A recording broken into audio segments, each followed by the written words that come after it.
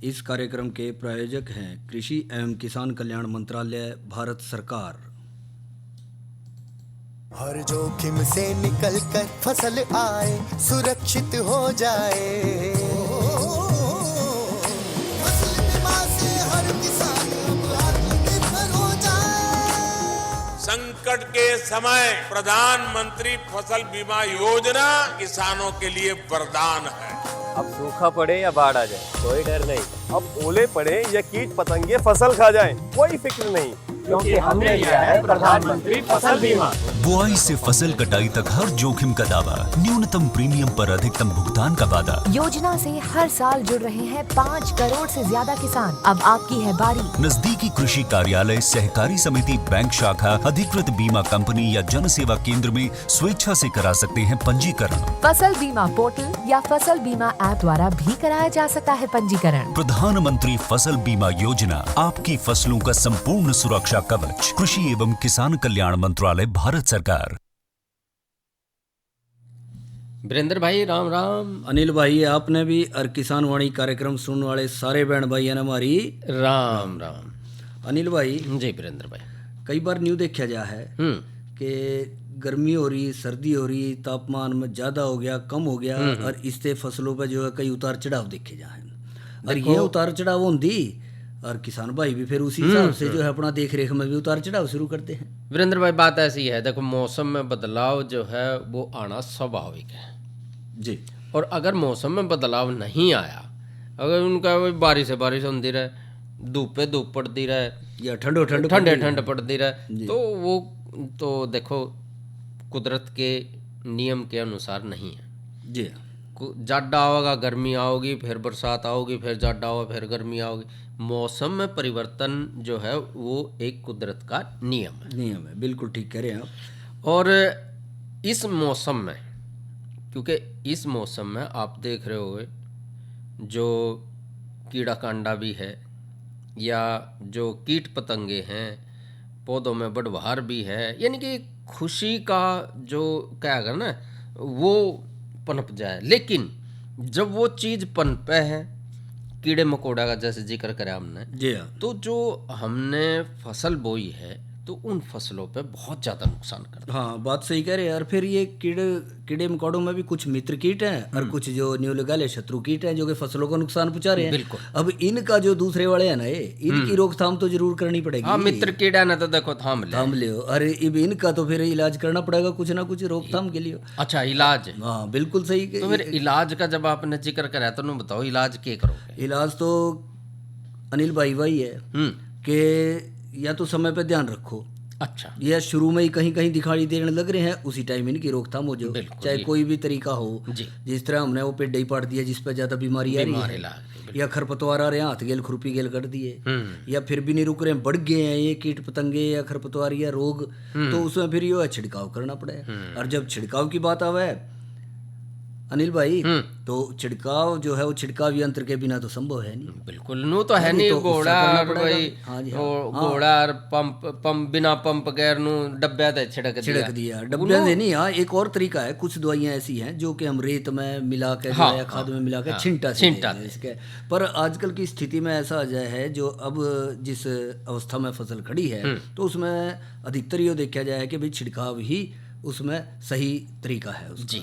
अब छिड़काव की बात आवे, एक दिन आप भी पंप ले रहे थे। हाँ, मैं उसने खोल बेड इसी में लग रहे थे, पर बाद में फिर पता नहीं क्या है, अब तो ऐसे ठाका लगे सारा दिन उसी ना घुमाए हो गए अपना, घुमा के गए बस। वो नून तो उसका वो एक पता नहीं नोजल थी क्या था, नोजल बंद हो रही थी। अच्छा, नोजल बंद हो रही थी। और वो पीछे जब टंकी लाने का वो जो है वो बेल्ट टूट गई। ओह तेरा, दो काम हो गए उसमें। हाँ। यानी कि आप न्यू कहना चाह रहे हैं कि भाई पंप ले, मजबूत बेल्ट वाला भाई, नोजल भी सही हो, या फिर नोजल एक अतिरिक्त जो है अलग से एक और साथ रखो भाई, एक काम नहीं कर रही दूसरी ला ले, टाइम तो ना खराब हो है।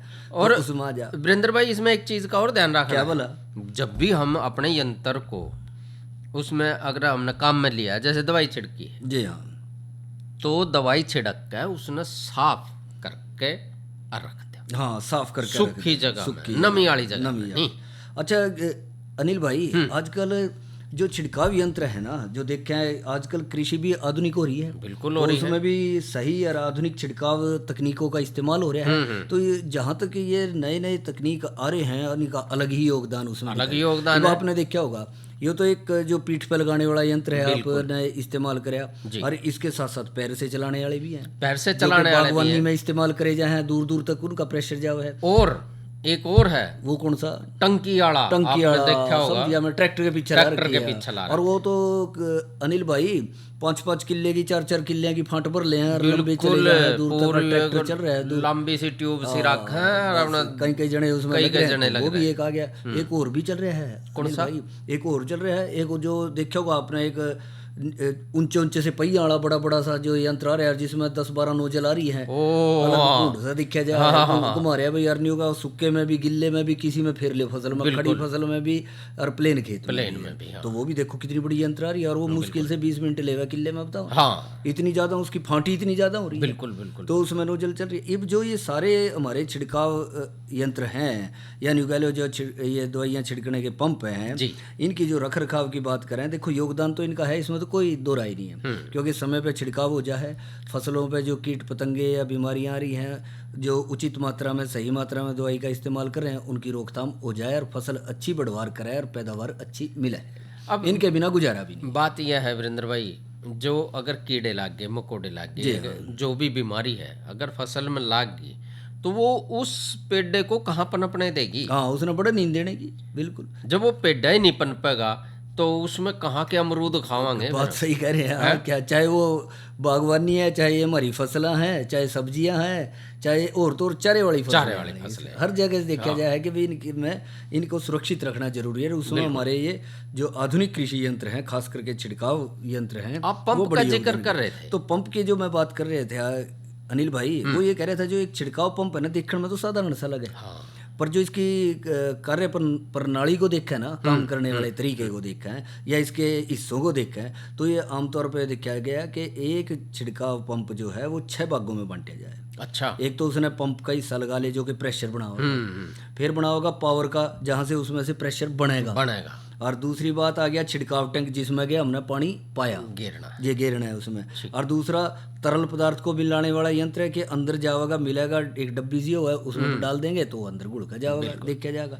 और फिर इसके बाद जो उसकी क्या पद्धति है, किस तरह विभाजन होगा, वो जो मान लो एक से ज्यादा नोजल है तो 2 जगह जाओगा। ये बड़े बड़े यंत्र चल रहे हैं, उसमें 8-8, 10-10, 15-15 नोजल है, तो विभाजन भी होगा पानी का उसमें, किस बंटवारा हो जाएगा। हाँ बिल्कुल, और उसी हिसाब से वो बराबर होना चाहिए। एक नोजल भी बंद होगी तो वह फांट रह जाएगी, है जी। और फिर जो प्रेशर बन रहा है, क्या वो प्रेशर सही बन रहा है कि कितना चौड़ा बन रहा है, ये भी हो जाए। कई तरह के जो ये पंप में जो नोजल देखी जाए, एक तो वो है सीधीदार गिरा है, एक वो है बिखर के गिरा है, और एक है कम बिखर के गिरा है। वो निर्भर करे है कि हमने पत्तों को, फसल को कितना भिगोना है। मोटी सी बात यह है वीरेंद्र भाई, जो करापा वो फुहारे में नहीं नहाया करें। जी बिल्कुल ठीक करे आप, सही वो फुहारे वाला सिस्टम कम ज्यादा कर लो, उसमें। लेकिन एक बात का और ध्यान रखना, हाँ जी, इस चीज को हमने, जो हमारे कामगार भाई हैं, उनका भरोसा नहीं छोड़ना है। हाँ, यह भी है, खुद भी उसका ध्यान, क्योंकि कई बार हम कामगार हमारे जो भाई हैं, उनको हम पूरी की पूरी जो है वो सौंप दे हैं कि भाई तना ये छिड़काव करना, दवाई मिलानी है नु है, लेकिन वो बेचारे नु लालो भाई काम के मारे, अब वो काम जो है वो ठीक से नहीं हो पाता, और फिर जो हो कीड़े मकोड़े जो है फिर खड़े हो जाए। जी। तो इसलिए जब भी हम कोई भी काम कर रहे हैं, कामगार भाइयों को थोड़ा समझा दें और उनको तसल्ली से ये कह दें भाई यो काम करना है। जी हाँ, इस चीज़ में कोई भी भाईबंदी नहीं होनी चाहिए। हाँ, बात सही कह रहे हैं कि भी तसल्ली से हो, पैसा भी लगा रहे हैं, उसका सही उपयोग ना हो तो फिर वो नुकसान नहीं है। अब जैसे अब आपने बात करी कि एक नोजल रुक गई, जी हाँ, तो जहाँ नोजल रुकी, जो दूसरी 2 भागों में वो बट गई, 2-4 नोजल और हैं, जी हाँ, तो 3 नोजलों में चला गया, एक रह गया। हाँ, बात सही कह रहे हैं आप। तो उसका उसमें ही ज्यादा कीड़े हूँ मन मानने, हाँ, उसी में हूँ, बात से उसी फांट में, उसी में हूँ, और तो वो रह जाए, और वो फिर उस दवाई का कोई असर नहीं, थोड़े दिन के बाद में और कई गुना हो जाएंगे, फैल जाएंगे उसमें। और जिसमें देख रहे एक बात वीरेंद्र भाई न्यू भी है कि भाई ज्यादा कई बार है ना, हम एक की दवाई का प्रयोग करते रहे हैं, तो उससे जो है वो जो कीड़े मकोड़े हैं उन पर असर नहीं होता। हाँ सही कह रहे हैं। और इसमें जिस तरह नोजल की बात कर रहे हैं, इसमें जिस तरह एक आ जा फ्लैट फैन स्प्रे नोक कहते हैं, जिसमें चौड़ी बिखरेगी पानी और ज़्यादा जाएगा। एक आवेगा होलोकोन स्प्रे नोक कहते हैं कि ये बीच में से कम जाएगा, चारों तरफ से ज़्यादा निकलेगा पानी इसमें से। और इसी तरह से एक आ जा फ्लड कट स्प्रे नोक आ जा कि भाई इस तरह आ गया भाई, एक तरह से पूरा बह देगा उसमें, इतना ज़्यादा पानी उसमें से आएगा, फुहारा होगा उससे निकल के। तो अलग अलग तरीके हैं। उनमें से फिर ये भी हो जा अनिल भाई कि खरपतवार नाशकों के लिए कौन सी नोजल सही रहेगी, कीटनाशक और फफूंदनाशकों के लिए क्या ये नोजल सही है? एक ही नोजल सारी जगह नहीं चलेगी, ना एक नोजल नहीं, अलग अलग चलेगी। और उसमें फाइन स्प्रे यानी कि अच्छी बेहतर स्प्रे करनी है, सारा पौधा जो है पूरा अच्छी तरह से निचुड़ जाए, उसमें कौन सी इस्तेमाल? जैसे आप जैसे बात करें हम गेहूं में पीले रत्वे की अगर बात करें, जी हाँ, क्योंकि आजकल जो है संभावना बढ़ जाए है, चिप्पा लग रहा हो कई फसलों। तो जब डॉक्टर साहब बतावे हैं, जो हमारे साइंसदान बतावे हैं कि भाई जहाँ पीला रत्वा लग रहा है तो उस पेड़ को पूरा बेच दो, ठीक कह रहे हैं दवाई। तो फिर उसमें अलग नोजल इस्तेमाल होगी, अलग नोजल बात आ रही है। और इसी तरह से जो आ रहा है कि स्प्रे आसान हो, एक बराबर हो, असमान ना हो, अलग अलग ना हो। तो हाँ, ये एक छोटी धार हो, एक बड़ी धार हो, ये भी नहीं होना चाहिए है जी। और कई बार नहीं हो जाए, किनारों पे कम हुआ है, अंदर ज्यादा हो जाए, दूर तक जारी है, तो एक फांट पे फांट चढ़ा के भी करें। न्यू ना सोचा भी यहाँ ना तो मैं चले गया और मान लो 5 फुट का हिस्सा कवर करे, पर 5 फुट में से दोनों तरफ से 4-4 इंच थोड़ा सा फिर दोबारा उसने ले लियो बीच में, क्योंकि ये हो सके कि भी दूरी तक जो है उसका असर ना हो जाए। बिल्कुल, तो ये हो जाएगा फांट पे फांट हम चढ़ा के कर रहे हैं तो उसमें नहीं रहने का वो। तो ऐसी जब हम लेकर चलेंगे तो उसमें अलग अलग वो पद्धति को हम इस्तेमाल कर सकें। जो एक ले लें, मान लो यही हम देख लें कि इसमें एक विभाजन पद्धति मानी जाए कि उसमें क्या आ जाए, इस पद्धति में नोजल छिड़काव और छिड़काव बूम को शामिल कराया जाए। और छिड़काव नोजल तरल पदार्थ को बूंद बूंद में भी जो है बदलने का काम करेगा, जिससे छिड़काव में एक समान रूपता पाई जाएगी। और नोजल भी जो है कई प्रकार का हो जा, जैसा हम अभी जिक्र कर रहे थे, जिस तरह फ्लैट फैन, फ्लड कट, होलोकॉन वगैरह, और पित्तल या स्टील की। इसमें 90 सेंटीमीटर लंबाई की रॉड को जो है वो छिड़काव लॉन्स कहते हैं, एक देखी जो होगी आपने रॉड सी। और इसके साथ साथ जो आजा है कि छिड़काव पंप की औज पाइप से जुड़ी हुई है, जिसमें नोजल लगी है, या फिर छिड़काव लांस का काम जो है छिड़काव के दौरान इस्तेमाल करने वाली दवाई पर भी नियंत्रण करे है। बिल्कुल। और इसके साथ साथ छिड़काव बूम एक सीधे पाइप की जरूर दिखाई देगा, जो कि 2 या 2 से ज़्यादा नोजल उसमें लगे होंगे, जिनकी दूरी 50 सेंटीमीटर पर होगी। और बूम की लंबाई 1 से 15 मीटर तक की भी उसका है, और 2 या 3 नोजल लगे इसके, या इससे ज़्यादा हो जाए। और अनिल भाई ये भी देखा होगा, हाथ के तो पंप चल ही रहे हैं, और बड़ा ट्रैक्टर वाला भी आपने बता दिया। बिल्कुल। और एक बड़ा बताया था जो कि बड़ी मशीन ही सारी स्प्रे पंप के रूप में इस्तेमाल करी जा रही है, वो बड़े बड़े पहिए वाली। और एक और है जो पीठ पे लगाने वाले यंत्र हैं, उसमें भी कई तरह की वैरायटी आ रही है। उसमें भी इंजन के चालित भी आ रहे हैं। हाँ, इंजन चालित भी आ रहे हैं, जो कि तेल से पेट्रोल से चल जाए, या फिर बैटरी चालित भी एक आगे हैं उसमें आ रहे हैं। तो उसके अनुसार भी ही जो है वो हमने देखना है कि खेत में घास की चौड़ी पट्टी कितनी है,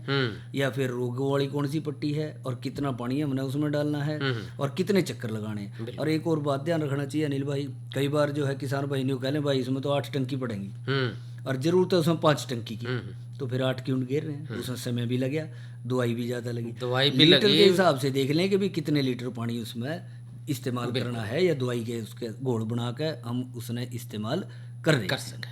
तो ये चीज़ का जो ध्यान रख कर चलेंगे तो अपने आप जो उसमें समय भी बचेगा, पैसा भी बचेगा, और टाइम भी बचेगा, जिससे कि अच्छी बेहतर जो है छिड़काव होगी, और किसान भाइयों की फसल भी उसमें फिर बेहतर होगी। और वीरेंद्र भाई ज़्यादा इसमें और ज़्यादा सुधार के लिए ना, हम जो है कहीं ना कहीं से जो भी अपना नज़दीक का कृषि विज्ञान केंद्र, जी हाँ, उनकी भी सलाह उनकी थोड़ी सलाह लेकर, और उनसे अगर वो ट्रेनिंग दे रहे हैं 1 दिन की, तो वो ट्रेनिंग जो है, प्रशिक्षण जो है वो जरूर। या तो आपने बहुत बढ़िया बात कही अनिल भाई, क्योंकि वहाँ पे जो है सारे अनुभवी अच्छे और कृषि वैज्ञानिक और कृषि इंजीनियर हैं, जो नई से नई छिड़काव तकनीक विधियां हैं जो है उनके बारे में बताऊंगे और उनको इस्तेमाल करने का तरीका भी बताऊंगे, और उनको जो है थोड़ी बहुत ही जो कोई गड़बड़ हो भी जाए उनके चलने में, क्योंकि खेतों में मिस्त्री तो है नहीं, बिल्कुल, तो थोड़ा उसको जो है संवारने का, उसकी मरम्मत करने का, उसकी सर्विस करने का, नहीं कह लो, उनका ज्ञान भी देंगे, उनके तरीके भी बताएंगे जो कि किसान भाई अपने आप कर सके हैं। और जो अनुभवी आदमी है उनसे भी मिलना चाहिए। हाँ, उनसे मिल लें, उनसे देख लें, यूं ही देखा देखी पंप ना लेगा वहाँ, मशीन ना ले आवे। हाँ, पहले कोई अनुभवी है जिसने इस्तेमाल कर रखी है, उससे पूछें कि भी तेरा ये पंप ठीक चले, कैसे करे है, कितने दिन हो गए। और ज़्यादा वो कई बार हम जो है मेले में भी जो है वो जरूर जाना चाहिए। हाँ, ये आपने बढ़िया बताया, क्योंकि कि कृषि मेले जो है लगते रहे समय समय पे। क्योंकि अब आप देख रहे हो कि चलो कोरोना का जो समय है वो पूर्णतः गया तो नहीं है, लेकिन फिर भी अब थोड़ा सा समय जो है वो हमें मिल गया है। हाँ, धीरे धीरे गतिविधियाँ थोड़ी सामान्य की तरफ आ रही हैं, परंतु फिर भी अपना भी ध्यान रखें बिल्कुल सभी। तो वीरेंद्र भाई जी हाँ, अब यह तो होगी चर्चा। अरे बाप भैया की, अच्छा, मैं भी सोच रहा हूँ कि आप भी कुछ सुनवाने का जिक्र कर रहे थे, या फिर मन बना लिया तो सुनवाओ, फिर क्या सुनवा रहे। लो फिर सुनो यो भजन।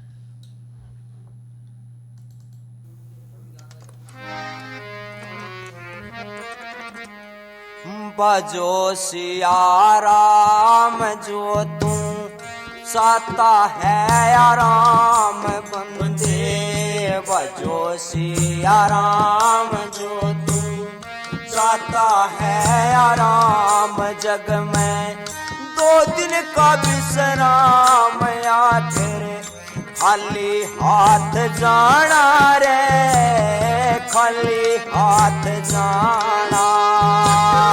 बजो सिया राम जो तू चाहता है आराम, जग में 2 दिन का विश्राम, या तेरे खाली हाथ जाना रे, खाली हाथ।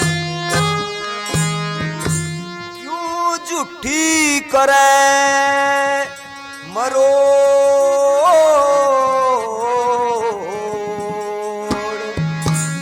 एक दिन काल नाड़ दे तोड़, एक दिन काल नाड़ दे तोड़। ओ छोड़ के मुकाम होगा नाम बदनाम बंदे, छोड़ के मुकाम होगा नाम बदनाम बंदे।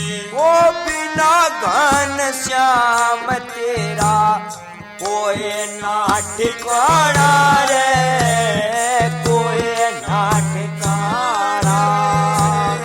बजो सिया राम जो तू चाहता है आराम, जग में 2 दिन का विश्राम, आखिर खाली हाथ जाना रे, खाली हाथ। मत कर राम भजन में देर,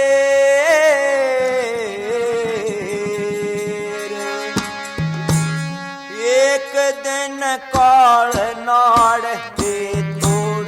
ओ हर दम राम नाम की ढेर, मत कर राम भजन में देर,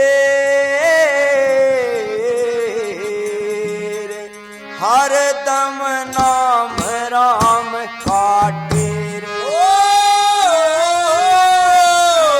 हर दम राम नाम का ढेर। ओ फेर दे लगाम मन की तृष्णा से उपराम बंदे, फेर दे लगाम मन की तृष्णा से उपराम बंदे। ओ माया का गुलाम बन के होगा पछताना रे, होगा पछताना। बजो सिया राम जो तू जावे ते आराम, जग में 2 दिन का विश्राम,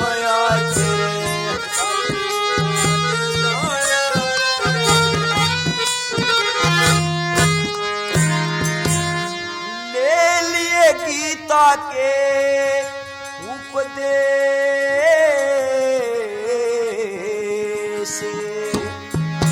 छुटा दे जामण मरण करे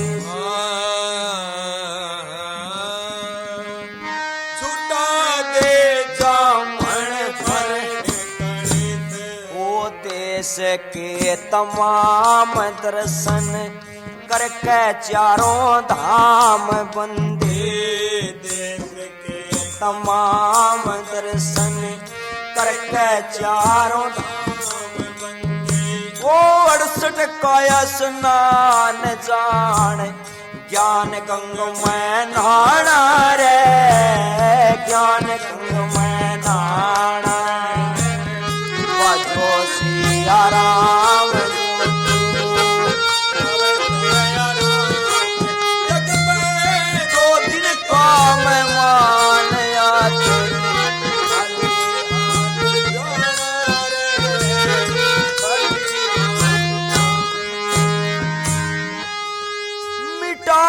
मन पापी का खोट